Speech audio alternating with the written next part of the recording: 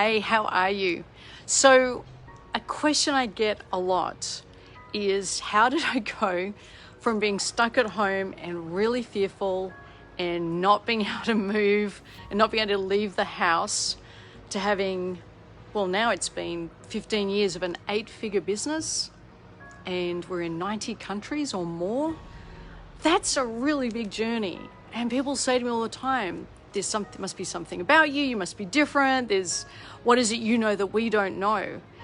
And as best as I can share, other than the skills I've had to learn along the way, it all began when I took just one step. It sounds so simple, but it was beyond me to take that first step. For years, I was too afraid to take one step. I was so sure in any direction that I went, it would be a failure, or I'd mess it up, or it wouldn't count, or just some noise I told myself. It was like I argued with my mind for years about this one step. And so when people ask me, how did you go from stuck at home to an 8-figure business that's been running at 8 figures for 15 years or so now, plus the other businesses that I've got, my best answer, my first answer always is, are you prepared to take one step? And that's not even that simple. I get it. For some people, that's massive. Because of all the noise and the junk we've built up in our heads and the story we've told ourselves over the years and the way we've convinced ourselves that we're not enough and it'll be too hard and it won't be great and it won't get us everywhere. So I'll share with you straight up, the vision was never to be in 90 countries. The vision was never to be working with over 1 million people around the world. That was never even remotely a twinkle in my eye. My vision for myself was this, to help myself.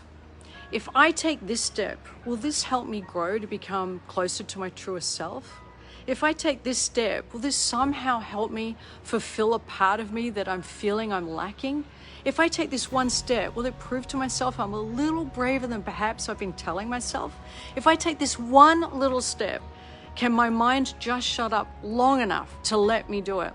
So my steps were so small in the beginning. This is how fearful I was. My steps were so small in the beginning. They were so tiny, all designed to not wake up the gremlin in my head that was there waiting to pounce to tell me, you can't do it, it won't work, you'll fail, why are you bothering? That's not gonna work, that's all you're gonna do, why even bother? I had to take such a small step that the dragon in my head didn't wake up and take over and try and trash the whole thing. So a little step for me would be reading one chapter of a coaching book, or it would be putting one folder together of some notes I'd learned about how to build rapport, or it would be maybe organizing one section of my desk that would be just for my coaching journey. It would be maybe learning how to do a coaching onboarding session, not doing one, just learning how to do one. And all of these little tiny steps added up to reference points of what I could do. So instead of this massive dialogue I had in my head of all the reference points of things I couldn't do, which trailed back for years, I now began to grab enough reference points that started to form the foundation, just enough to hold the weight of the next step. So I gathered 5, 6, 7 reference points until there was enough history there and I could say, you know what? There are some things I can do. So this noise, as much as there's things I can't do, here is evidence of what I can do. And I clung to that. My God, I clung to that.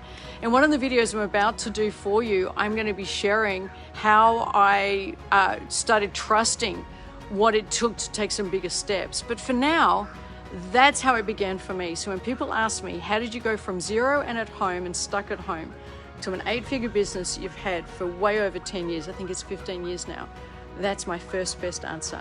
Start with something tiny, just enough that this doesn't wake up and you have evidence that you can.